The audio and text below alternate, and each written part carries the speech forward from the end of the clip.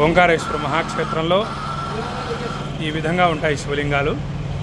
ఇక్కడ నుంచి శివలింగాలు తీసుకొని వెళ్ళి ప్రతిష్ఠ చేయాలి. చాలా విశేషం అన్నమాట. ఇదిగోండి ఎంత అద్భుతమైన శివలింగాలు. హర హర మహాదేవ, శివ శివ మహాదేవ, శంభో మహాదేవ, శివ శివ మహాదేవ, శంభో మహాదేవ.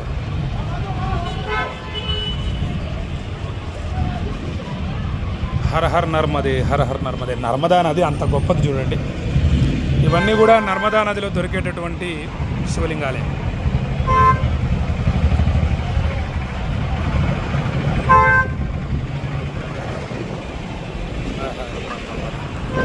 ఇది చూడండి ఎంత పెద్దగా ఉంది.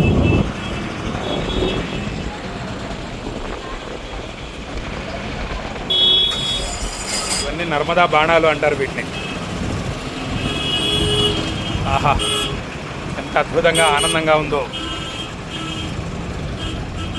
హర హర మహాదేవ.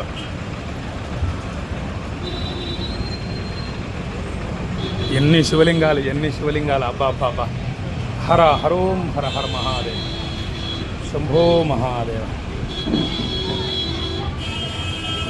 ఇక్కడికి వచ్చి శివలింగాలు తీసుకొని వెళ్ళి ప్రతిష్ఠ చేస్తారు. అచ్చా.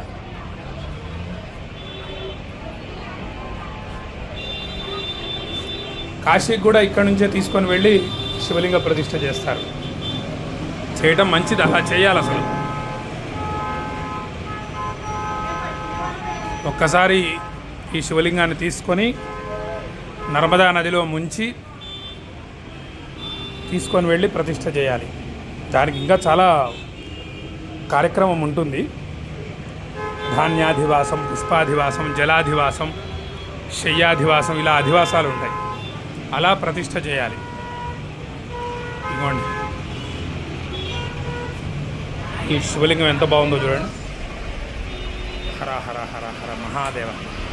అద్భుతంగా ఉంది.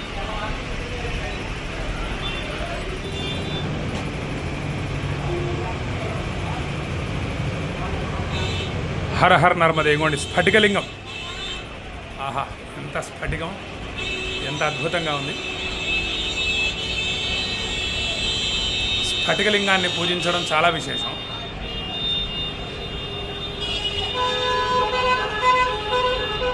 స్ఫటికలింగాన్ని పూజిస్తే మనశ్శాంతి కలుగుతుంది.